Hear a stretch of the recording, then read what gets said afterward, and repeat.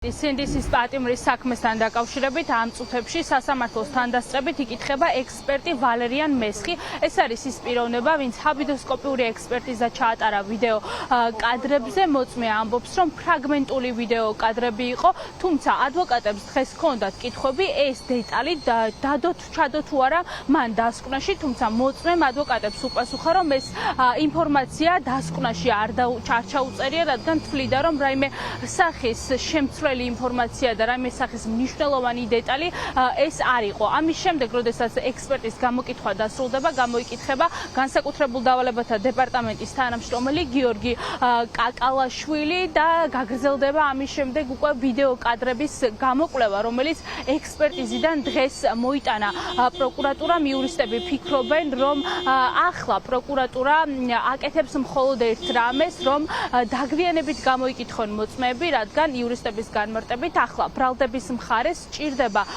დრო იმისთვის, რომ კარგად დაადგინოს, ვინ უნდა გამოიკითხოს სასამართლო პროცესზე მოსამართლის თანდასწრებით და ვინ არა. პირველ რიგში რაც ვიცით, დაანადგურებით ეს ინფორმაცია არის, რომ შუადღამობა იქნება ჰაბიდოსკოპიური ექსპერტიზის პასუხების დარტოსთან დაკავშირებით. ნაწილი იყო წინა პროცესზე მოსული და ახლა ნაწილი მოვიდა რამდენიმე სინდისის პატიმრის გუშინ გაგვიცვალეს მტკიცებულება.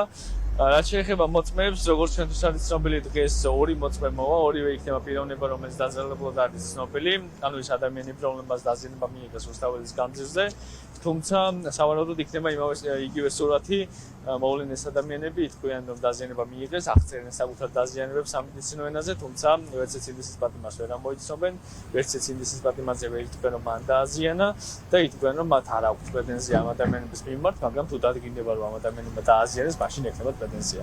ეს არის სურათი, რომელიც შვიდ მანძილზე უკვე მეორდება, კიდევ ცოტა ხანს განმეორდება და შემდგომ უკვე ვნახოთ რა გაცვლოს მიიღებს სასამართლო. მათ ბოლო ორი პროცესია უკვე და ალბათ დღევანდელ დღესაც თუ იგივე პირობებში აღმოჩნდით და დასტურდება ბოლო ორი პროცესია იმდენად წირი მოწმეთა რაოდენობა მოჰყავს, რომ ფაქტობრივად ნახევარსამუშაო დღეს ვითვისებთ.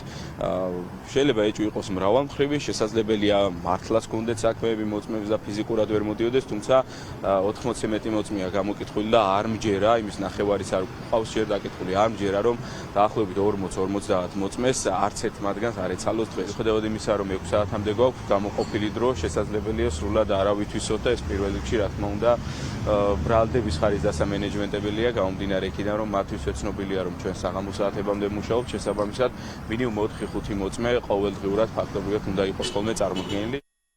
დღევანდელ სასამართლო პროცესზე იყო ერთი საინტერესო დეტალი. ადვოკატებმა კითხეს მოწმე ექსპერტს ვიდეო კადრების შესახებ, როგორც ირკვევა ერთ-ერთ ვიდეო კადრში სხვა აქციის მონაწილის მხრიდან იგივე ქმედება ჩანს, რაც ერთ-ერთი სინდისის პატიმრის მხრიდან, თუმცა ეს გარემოება მოწმემ შეაფასა, რომ აქციის ერთ-ერთი მონაწილე არა რაიმე დანაშაულ ქმედებას ჩადიოდა, არამედ ის იქნევდა ხელს. სწორედ ამაზე მიუთითეს ადვოკატებმა, რომ მეორე ვიდეოში, სადაც სინდისის ერთ-ერთი პატიმარი ჩანს, იგივე მოქმედება ჩანდა, თუმცა სხვადასხვა შეფასება მისცა ამ ორ ფაქტს დღეს მოწმე ექსპერტმა. რაც შეეხება სხვა სინდისის პატიმრებს, რამდენიმე წუთის წინ დასრულდა კიდევ ერთი სინდისის პატიმრის, თედო აბრამოვის სასამართლო პროცესი. იურისტები განმარტავენ, რომ ამ შემთხვევაში პროკურატურას მთავარი მტკიცებულებები თედო აბრამოვის წინააღმდეგ აქვს ფალსიფიცირებული.